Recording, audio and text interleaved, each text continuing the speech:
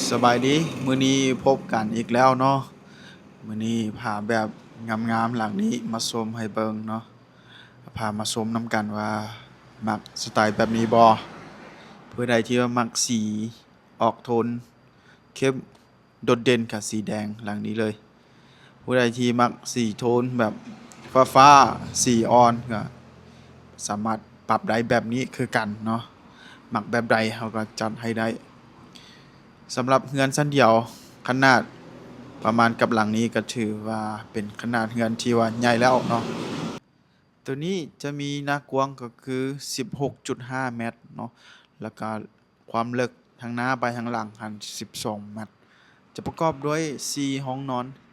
แล้วก็2ห้องน้ำเนาะแบบภายในแม่นการออกแบบให้กับเฮาแม่นเฮาสามารถปรับแก้ได้ตามความต้องการของลูกค้าเนาะ ตัวนี้จะมีห้องครัว